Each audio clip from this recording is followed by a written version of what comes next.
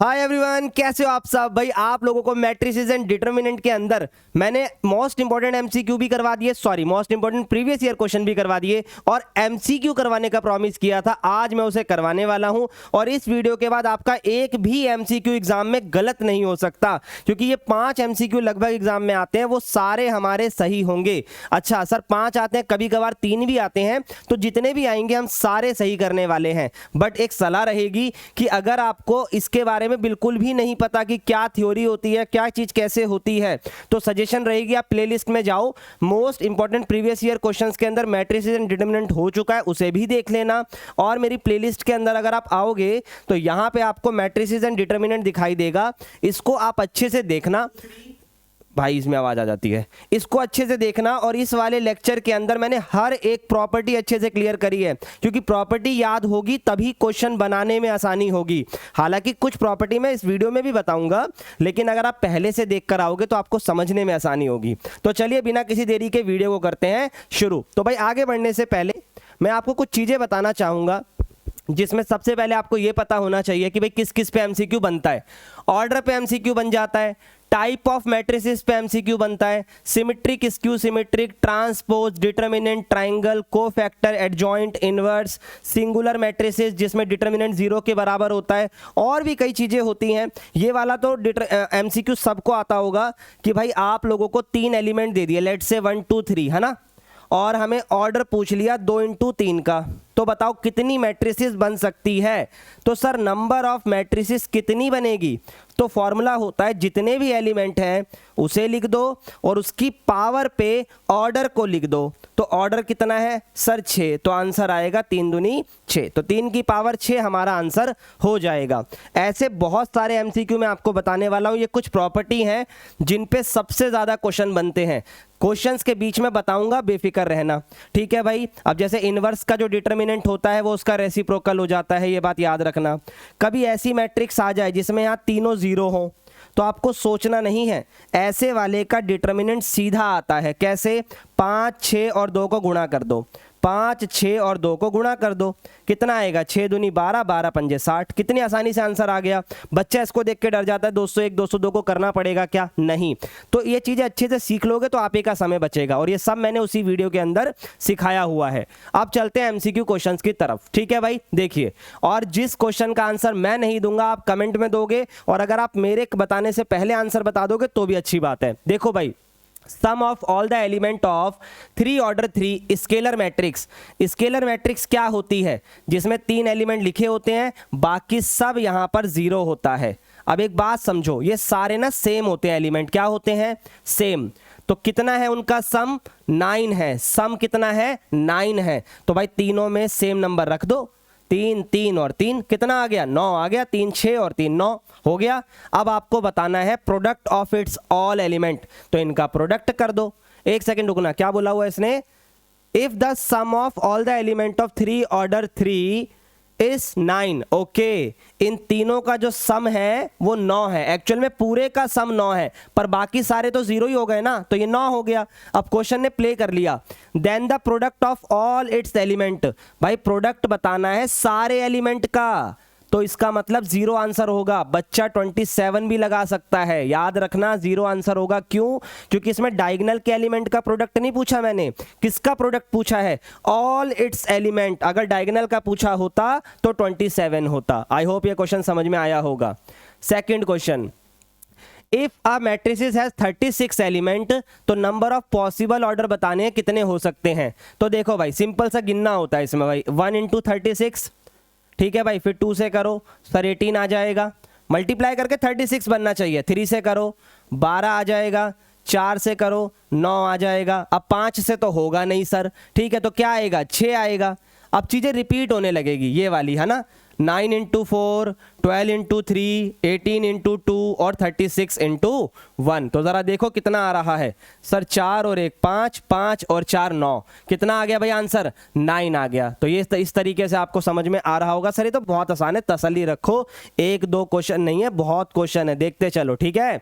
और सारे क्वेश्चंस के बाद आपको एग्जाम में दिक्कत नहीं आएगी, इसकी मेरी गारंटी है, ठीक है भाई। चलिए, और टेलीग्राम का ग्रुप ज्वाइन कर लेना भाई, अगर अभी तक भी ज्वाइन नहीं करा, सारी अपडेट वहीं देता हूं। It is a given that ये दो मैट्रिक्स हमें दे रखी है, आपको एक्स बताना है। मोस्ट इंपॉर्टेंट क्वेश्चन के अंदर ये क्वेश्चन मैंने आपको करवाया हुआ है, एक बार मैं फिर से बता देता हूं, ध्यान से देख लीजिएगा। ऐसे क्वेश्चन में कभी अगर आपको एक्स निकालना है तो आप क्या करोगे, इधर इसके इनवर्स को मल्टीप्लाई कर दो। लेट से इसको ए मान लिया और इसको बी मान लिया, तो आप करोगे क्या, इधर ए इनवर्स मल्टीप्लाई और इधर भी ए इनवर्स मल्टीप्लाई। ठीक है, ये तो बनेगा आइडेंटिटी, ठीक है भाई, और ये बनेगा बी ए इनवर्स। अब बात आती है सर बी तो है मेरे पास, ये रहा बी, है ना भाई, 4 1 2 3। अब ए का इनवर्स निकालना बाकी है, तो इसका इनवर्स कैसे निकालोगे आप, 3 2 1 -1। तो सबसे पहले डिटर्मिनेंट -3, फिर 2 1 जा 2, तो माइनस का 5 आ गया, तो 1/-5। अब इसके बाद इस वाले को इंटरचेंज कर दिया, और ठीक है, और इधर वाले का साइन चेंज कर दिया। अब मुझे पूरी उम्मीद है इसको आप सॉल्व कर ही सकते हो। कैसे सर, देखो इधर 1/5 माइनस कर दो, अंदर मल्टीप्लाई, 1 2 -3। अब इन्हें यहाँ मल्टीप्लाई कर दो, लो जी सर 1/5 का क्या, वो बाहर लगा दो, उसके कोई दिक्कत नहीं है। ठीक है, अब आ जाओ सॉल्व करो, मल्टीप्लाई करो। पॉइंट समझ में आया होगा भाई, यहाँ क्यों मल्टीप्लाई कर रहे हैं हम बच्चे से, क्यों कर रहे हैं इसे हम मल्टीप्लाई, ताकि ये जब हटेगा तो सिर्फ x बचेगा। क्या बचेगा, सिर्फ x बचेगा।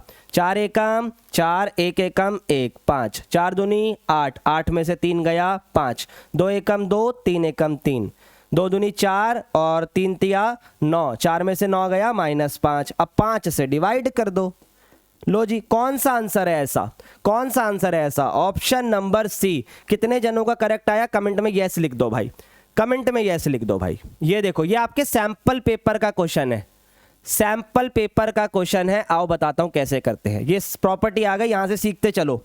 कभी बेटा a इंटू में एडजॉइंट ऑफ a लिखा हो ना, कभी भी a इंटू में एडजॉइंट ऑफ a, तो अंदर की जो मैट्रिक्स होती है ना, वो यहां पर डिटर्मिनेंट a को दिखाती है। किसको दिखाती है, डिटर्मिनेंट a को। अगर अभी भी आपने थ्योरी नहीं पढ़ी है तो मैं फिर से सलाह दे रहा हूं, एमसीक्यू पढ़ना बर्बाद हो जाएगा अगर आपने थ्योरी नहीं करी है, तो अच्छे से थ्योरी कर लेना पहले ही। और अगर एमसीक्यू देखने के बाद करोगे तो भी कोई दिक्कत नहीं है, लेकिन करना जरूरी है। देखो भाई, इधर a इंटू एडजॉइंट ऑफ ए कुछ इस तरीके से प्रॉपर्टी बनाता है कि मतलब कभी a इंटू एडजॉइंट ऑफ ए दिया होगा ना, कभी दिया होगा, तो यहां जो वैल्यू लिखी होगी वो हमेशा डिटर्मिनेंट होगी। जैसे कि यहां पर आप देख सकते हो, तो डिटर्मिनेंट आ गया 2025। कितना आ गया, 2025। अब सुनो, आपसे क्या पूछा है, आपसे पूछा है डिटर्मिनेंट प्लस एडजॉइंट ऑफ ए का डिटर्मिनेंट। अब प्रॉपर्टी सुन लो आखिरी भाई, कभी अगर आपसे एडजॉइंट ऑफ ए का डिटर्मिनेंट पूछे तो वो क्या होता है, वो होता है डिटर्मिनेंट की पावर n-1। क्या होता है, n-1। सर अभी आपने n लिखा था भाई, वो तब लिखा था जब यहाँ पे a भी होता है। जब a होता है तो ये पावर n होती है, और जब a हटा दोगे तो n-1 होगी। एक एक्स्ट्रा पॉइंट बता रहा हूँ, अगर एग्जाम में डबल एडजॉइंट आ जाए तो क्या करना है। डबल एडजॉइंट अगर आ गया, डबल एडजॉइंट आ गया, तो आप यहाँ पर ये लिख दो n-1 की पावर 2। ठीक है, अगर एक बार है तो n-1, और अगर डबल एडजॉइंट है तो n-1 की पावर 2। ठीक है भाई, अब आओ सॉल्व कर दो। ये डिटर्मिनेंट है 2025, और ये आएगा डिटर्मिनेंट की पावर 2, क्योंकि ऑर्डर कितना है, कितने का ऑर्डर है सर, 3 का है। तो 2025 प्लस 2025 का स्क्वायर। तो सर क्या स्क्वायर ओपन करें, नहीं, option number D is the right answer, option number D is the right answer. चलिए भाई, बहुत बढ़िया। ये तो भाई कई बार पूछे जाने वाला क्वेश्चन है, और मुझे पूरी उम्मीद है कि ये आपको आता है। एक बार मैं करवाता हूं, अगर ऐसा कोई क्वेश्चन फिर से आएगा वो आप मुझे करके दिखाना।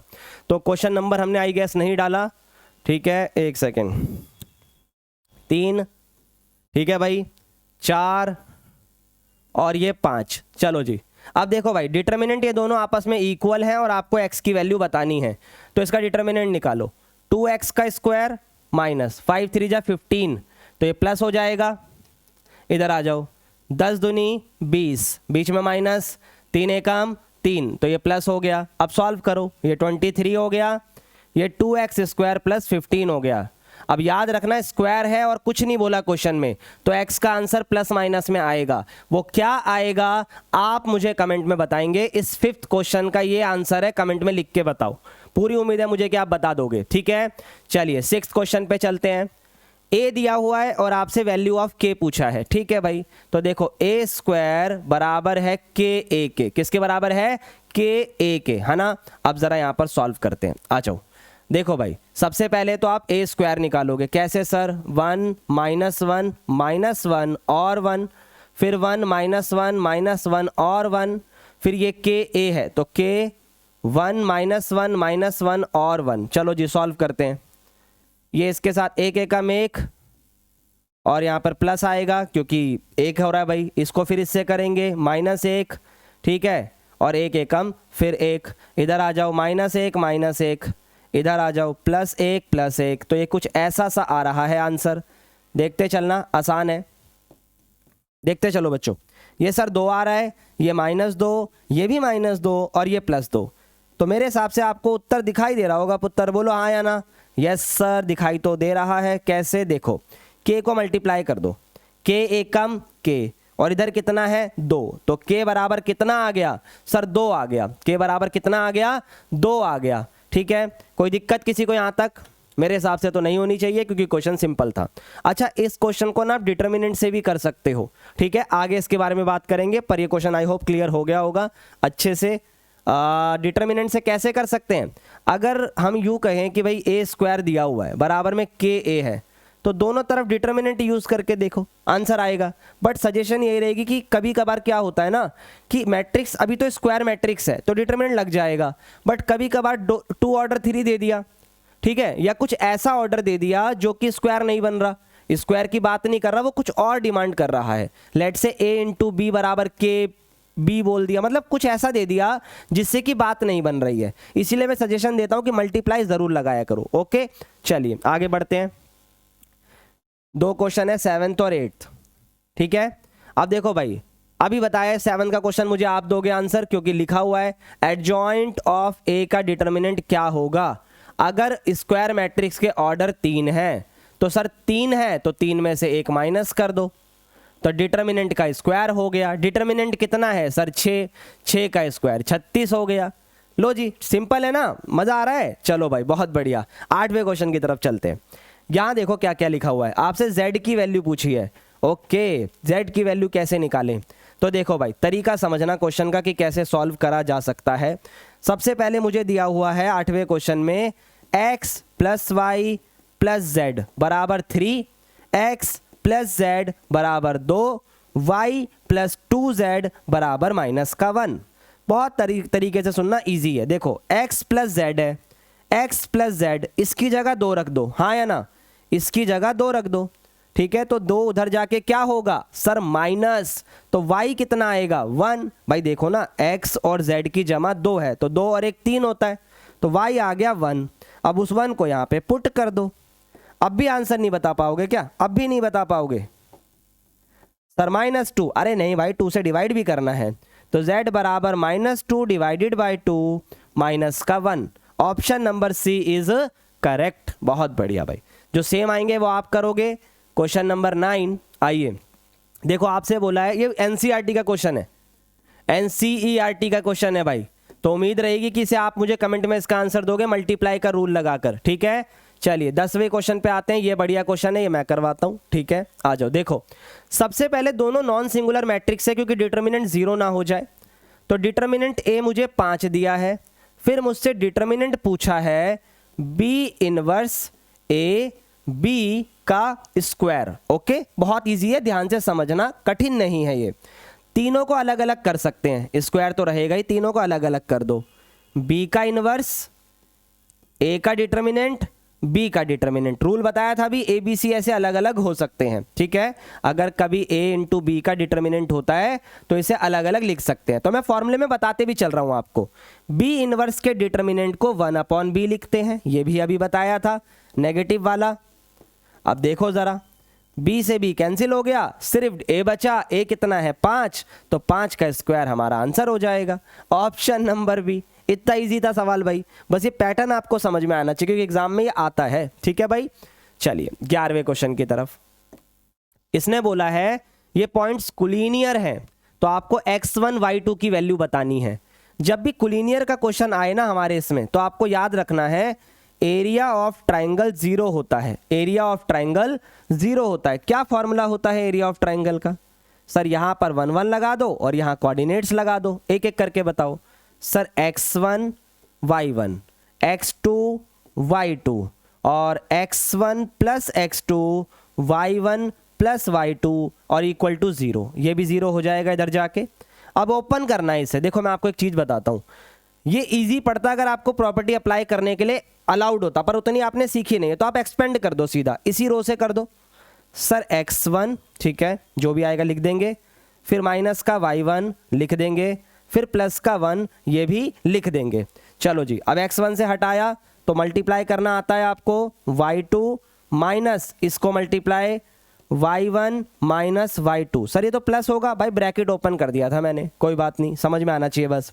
अब y1 की बात करूं तो इधर से x2 आएगा, इधर से x1 प्लस x2 आएगा, ठीक है। अब 1 वाले से बात करें तो अब ये वाला ध्यान से करना पड़ेगा क्योंकि x2 है और मल्टीप्लाई में y1 प्लस y2 है, ठीक है जी। और फिर आपके माइनस में है y2 और जगह कम पड़ेगी, कोई बात नहीं, यहाँ मैं पूरा लिख देता हूँ, x1 प्लस x2, ठीक है। चलो सॉल्व करने का प्रयास करते हैं इसे। सबसे पहले देखो, जब ये ओपन होगा तो y2 से y2 हट जाएगा, ये आएगा माइनस का x1 और y1। ये देखो x2 से x2 माइनस होगा और ये आएगा माइनस माइनस प्लस का x1 और y1, तो x1 y1 हो गए कैंसिल। अब इसको ओपन करते हैं, x2 y1 x2 y2, इधर आ जाओ, माइनस का x1 y2 और माइनस का x2 y2। तो देखो भाई x2 y2 ये भी गया और इक्वल टू में 0 है, तो क्या क्या बच गया हमारे पास? बच गया x2 y1 माइनस का उधर जाके प्लस, तो x1 y2। क्या पूछा है अपने से?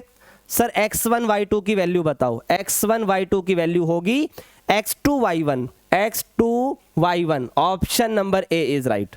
सिंपल है, समझ में आ रहा होगा, नहीं आ रहा तो बताओ भाई, ठीक है, ताकि हम अलग से भी चीज़ों को करें, है ना।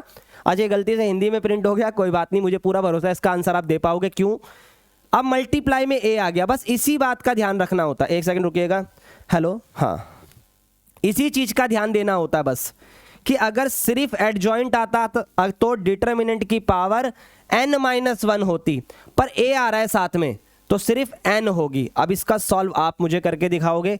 क्वेश्चन नंबर मैं भूल जाता हूं, कोई बात नहीं, नंबर डाल देते हैं। 12वां क्वेश्चन है। सर करे कैसे? डिटर्मिनेंट तो दिया नहीं है, तो यही तो गेम है।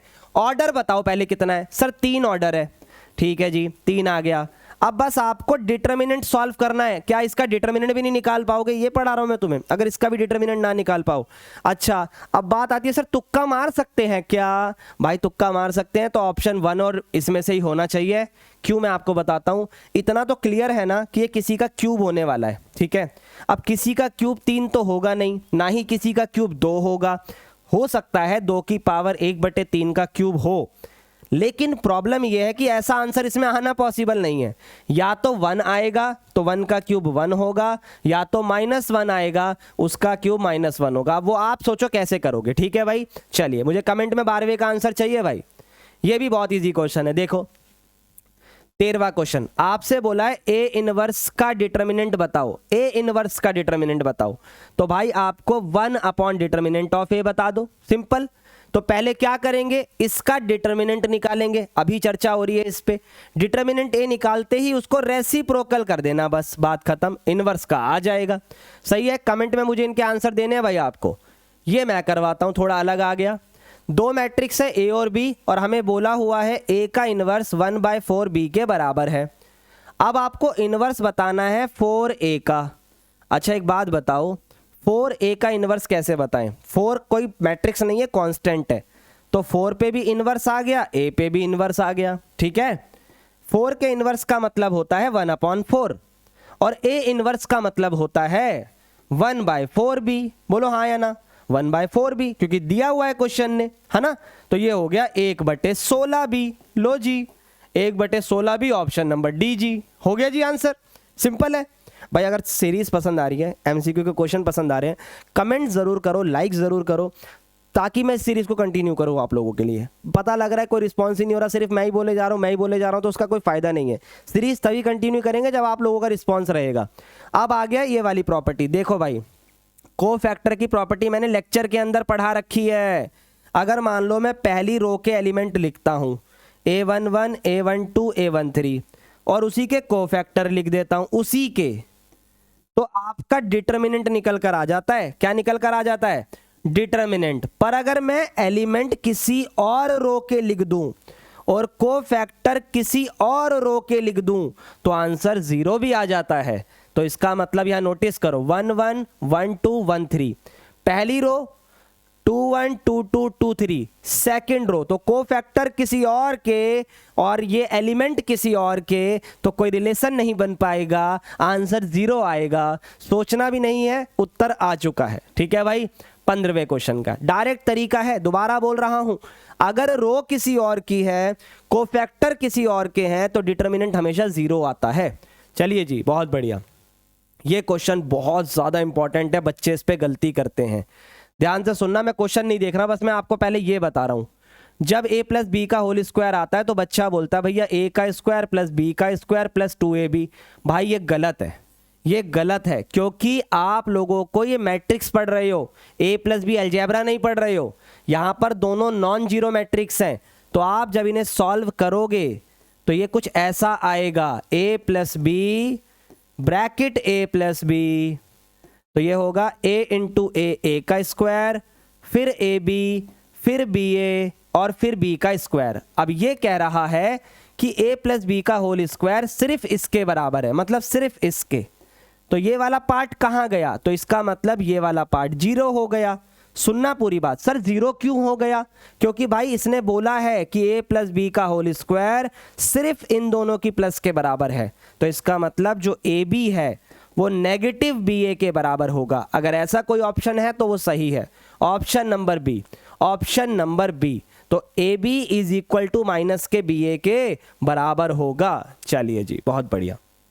17th क्वेश्चन आपके लिए होमवर्क रहेगा, मुझे पूरी उम्मीद है कि आप ये बता सकते हो। इक्वल टू का क्वेश्चन है, इन दोनों की जमा 6 है, इन दोनों की गुणा 8 है। किन दो की जमा 6 और गुणा 8 होती है, उसको यहाँ पुट कर दो, सॉल्व करके मुझे ऑप्शन बता दो। ठीक है भाई, चलिए 18th क्वेश्चन। 18th क्वेश्चन, ऐसे क्वेश्चन के आंसर लगभग 2 के अराउंड आते हैं, पर सवाल सॉल्व करना है, बस आपको स्क्वायर करना है इस मैट्रिक्स का। तो ये लास्ट क्लास में भी करवाया था, cos x sin x 0 0 1 0 0 1 sin x और cos x। सर स्क्वायर क्यों कर रहे हो? क्वेश्चन ने अगर आप पढ़ोगे तो fx का स्क्वायर लिखा है, हाँ या ना? Yes sir. तो एक और बार आएगा, cos x माइनस का sin x cos x 0 0 1 0 0 1।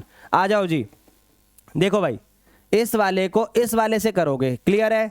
cos into cos, cos square, sine into sine, minus का साइन स्क्वायर। आगे बढ़ने की जरूरत ही नहीं है। नोटिस करो ये इक्वल टू में ना f के एक्स के लिखा है, के एक्स यानी x के साथ k लग रहा है।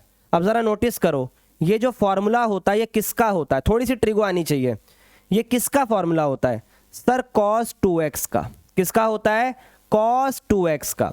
जब ये cos 2x का फॉर्मूला होता है तो ध्यान दो, यहां पर जब cos x था तो x लिखा था, अब यहाँ 2x है तो यहाँ 2x होएगा, पर सवाल में तो kx है, तो बताओ k कितना आ गया?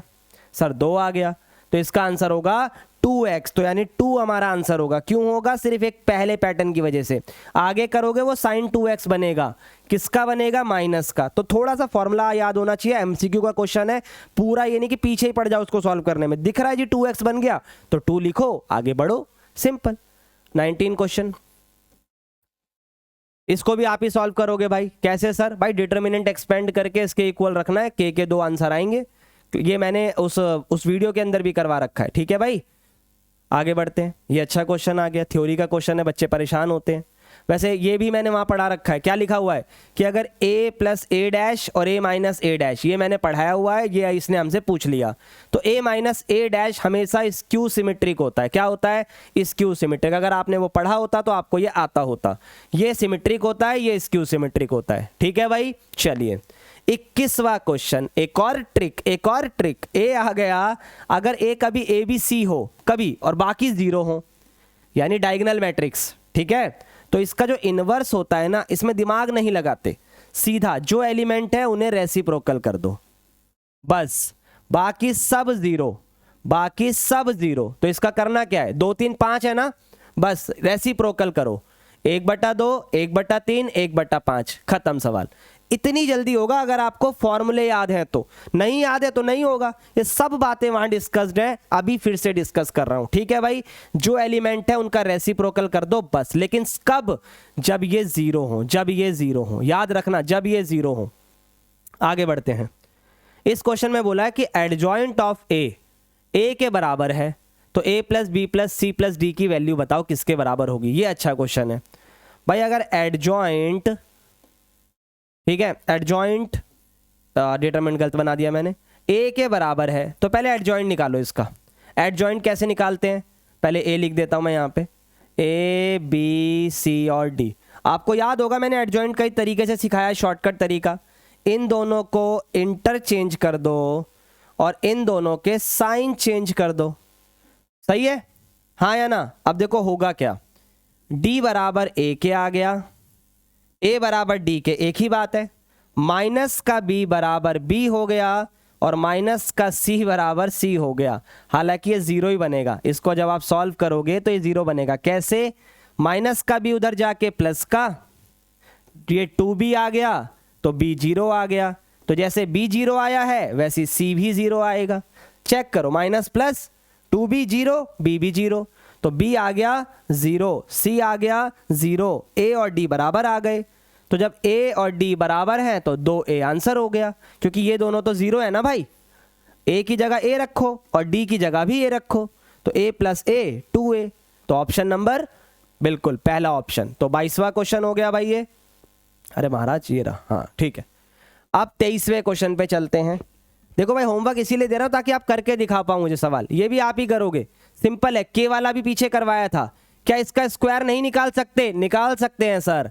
7i प्लस नहीं कर सकते, कर सकते हैं, और लास्ट में इससे कंपेयर करना है। तो कमेंट में जरूर आंसर देना अगर आप ये चीजें मिस कर रहे हो ना, तो भाई मैं मतलब क्या बोलूं, अगर आप 1-2 क्वेश्चन भी सेल्फ नहीं कर सकते तो छोड़ो यार, ऐसी बातों के लिए फिर बातें करना ही अच्छा नहीं लगता।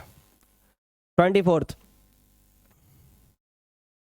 ठीक है, इसने बोला है कि इन दोनों का प्रोडक्ट आइडेंटिटी के बराबर है, तो सोचना ही नहीं है, सॉल्व कर दो सीधा, a × b कर दो, बात खत्म भाई। 1/3 है, उसको साइड कर लो, इन दोनों का प्रोडक्ट कर दो, इन दोनों का प्रोडक्ट कर दो। पहली मैट्रिक्स है 1 -1 2, पर पहले जिसको रखना है उसी को रखना है, a बोला है उसने पहले, ठीक है। लेकिन सर आपने a बोलकर 1/3 रख दिया, अरे वो तो कांस्टेंट है ना, तो उसको बस मैंने साइड कर लिया और कुछ नहीं। 3 माइनस का 2 और 4, इधर माइनस का 2 0 1, 9 2 -3 6 1 लैम्डा, और ये आइडेंटिटी के बराबर है 1 0 0 0 1 0 0 0 1। तो इसको आप सॉल्व करिएगा, ठीक है, पीडीएफ में डलवा दूंगा ग्रुप में, बेफिक्र रहना। कौन सा आंसर आए जरूर कमेंट में बताना, 24 लिखकर, 24 लिखकर कमेंट में आंसर जरूर बताना, ठीक है बच्चे। चलिए अब आ जाओ एक और क्वेश्चन। ये एक स्केलर मैट्रिक्स है, ओहो अभी पढ़ाया था। स्केलर मैट्रिक्स क्या होती है, जिसके डायगोनल एलिमेंट सेम होते हैं। तो a बराबर d बराबर 5, बाकी सब जीरो होता है, तो b भी जीरो और c भी जीरो। लो जी, अब पूछा क्या है आपसे, a + 2b + 3c + 4d। तो देखो भाई b और c तो जीरो हैं, लो जी जीरो हो गया। a कितना है 5, d भी कितना है 5, 4 पंजे 20, 20 और 5 25, तो ऑप्शन नंबर डी। अभी बताया था ये तीनों बराबर है, 5 हो गया, बस 5 पुट कर दो, आंसर आ जाएगा। चलिए जी बहुत बढ़िया, 25, एक आधा नंबर ऊपर नीचे हो जाए कोई दिक्कत नहीं है। 26th क्वेश्चन और फिर लास्ट 27th क्वेश्चन, अच्छा 28 भी है, बस ठीक है। चलिए अभी 26th देखो जरा, थोड़ा सा ऑब्जर्वेशन लो इस क्वेश्चन की। ये a इनवर्स है, तो 1/7 2 - 3 1 और 2। एक बात बताओ, कोई मैट्रिक्स होती है, हाँ या ना, उसका आप डिटर्मिनेंट निकालते हो तभी तो इनवर्स बनता है ना, 1 डिटर्मिनेंट ऑफ ए। तो ये कहीं ना कहीं डिटर्मिनेंट होगा, निकाल के देख लेंगे। अभी देखो भाई 2 दूनी 4, 3 एकम 3, 7 आ रहा है, तो सही है, ये डिटर्मिनेंट हो गया। अब बात आती है कि सर यहां पर जो वैल्यू आती है वो तो एडजॉइंट होती है, और 2 ऑर्डर 2 की मैट्रिक्स में एडजॉइंट कैसे आता है? सर इधर वालों को इंटरचेंज करा होता है और इधर वाले के साइन चेंज करे होते हैं, तो वही करने वाला हूं मैं। इधर वालों को इंटरचेंज कर दो, 2 2 हो गया, इधर वालों के साइन चेंज कर दो, ये 3 और ये -1 हो गया। रिवर्स में भी तो यही करा होगा ना तुमने, ध्यान से देखो, रिवर्स में भी तो यही करा होगा। सर इनको इंटरचेंज, इनके साइन चेंज और डिटर्मिनेंट यहां लगा दिया, तो कौन सा ऑप्शन सही है? 2 3 -1 2, option number B, option number B. भाई देखो, मैं नहीं चाहता एग्जाम में आप एक क्वेश्चन में 10-10 मिनट लगाओ। 1 मिनट का क्वेश्चन है तो 1 मिनट में ही करो, ये तो कभी भी नहीं हो सकते आंसर, ये कभी भी नहीं हो सकते, क्योंकि मैट्रिक्स में बाहर एलिमेंट नहीं होता है, डिटर्मिनेंट में जब यहां पर आप इनवर्स निकालते हो वो तब आता है। ओके चलिए 27th, i minus A plus A square. एक चीज दिमाग लगाओ, पहले i क्या है सर? 1 0 0 1, और माइनस ए क्या है? a 2 1 -4 -2। चलो सॉल्व करना, 1 में से 2 गया -1, 0 में से 1 गया -1, 0 -4 +4, 1 माइनस माइनस +3 आ गया। ऐसा कोई ऑप्शन है? हाँ, लेकिन सर ये आगे भी तो बहुत सारी चीज़ है। जब ये डॉट डॉट आता है ना तो मुझे डाउट होता है, क्योंकि 0 ना बन जाए ये, इसीलिए पहले मैं ए स्क्वायर निकालूंगा। देखो भाई, ए स्क्वायर क्या होगा? 2 1 माइनस का 4 माइनस का 2, 2 1 माइनस का 4 माइनस का 2। आ जाओ, 2 दूनी 4, 4 एकम 4, 0, 2 एकम 2, 2 एकम 2, 0, 4 दूनी 8, माइनस माइनस प्लस, 8 और 8 0। ठीक है भाई, 4 एकम 4, 2 दूनी 4, 0। भाई सारे 0 बन रहे हैं। अगर ए स्क्वायर 0 है तो ए क्यूब भी 0 ही होगा, क्योंकि मल्टीप्लाई तो स्क्वायर से वाले से ही होगा ना भाई। जितने भी मल्टीप्लाई करते जाओ इसमें सब 0 बनेगा, तो आंसर होगा i माइनस ए। और i माइनस ए कितना आया है? सर ये आया है, और ये किस ऑप्शन में है? पहले ऑप्शन में है, तो option number A is correct. I hope ये चीज समझ में आई होगी। 27 में मजा आया तो यस या नो लिखो मुझे फटाफट कमेंट में। ठीक है भाई, आखिरी क्वेश्चन की तरफ चलते हैं, और ये क्वेश्चन रहेगा डिटर्मिनेंट का, और थोड़ा सा चेंजेस है इसमें। अच्छा डेरिवेटिव भी आ गया, कोई बात नहीं, आ जाओ। सबसे पहले इसका डिटर्मिनेंट निकाल दो एफ एक्स का। ये आएगा माइनस का एक्स स्क्वायर और माइनस का पी साइन एक्स, और आपको p की वैल्यू बतानी है जिसके लिए f'(0 1 के इक्वल हो। ठीक है, तो पहले f'(x) निकालते हैं, वो आएगा माइनस का 2x और माइनस का p cos x। ठीक है, अब आपको बोला है 0 पुट करना है इसमें, रख दो जी 0, ये आएगा 2 × 0, ये आएगा cos 0। ठीक है जी, और इसको इक्वल टू में क्या दिया हुआ है? 1 दिया है। डिटर्मिनेंट निकाला, डेरिवेटिव की डिमांड करी थी, मैंने वो कर दिया, और उसके बाद 0 पुट कर दिया।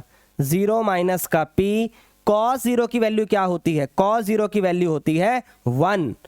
तो बताओ जरा, माइनस का p 1 के बराबर आ रहा है, तो p किसके बराबर आएगा? -1 क्या? मुझे पता है ये क्वेश्चन अब आसान लग रहा होगा आपको, पर 100% आप इस क्वेश्चन को छोड़ते अगर एग्जाम में आता, क्योंकि तुम क्या सोचते हो कि सर कैसे होगा, देख के ही डर जाते हो। तो डरना नहीं है। आई होप ये चीज़ समझ में आई होगी। अगर यहाँ तक आप वीडियो में आए हो तो भाई एक लाइक तो बनता है, अगर चीज़ें समझ में आई हो तो। और ऐसी और चीज़ें चाहिए तो कमेंट में लिखो कि यस सर और चैप्टर्स के MCQ करवाओ। हर एक चैप्टर के MCQ करवाऊंगा, और एग्जाम डे से पहले करवाऊंगा। 2-2 चैप्टर को कंबाइन कर दूंगा, जो चैप्टर कंबाइन होने लायक हैं। जिससे ज़्यादा MCQ आते हैं उससे ज़्यादा करवाऊंगा, जिससे कम आते हैं उसके लिमिटेड भी करवाऊंगा। ठीक है भाई, that's all from today's video. Bye bye and take care guys.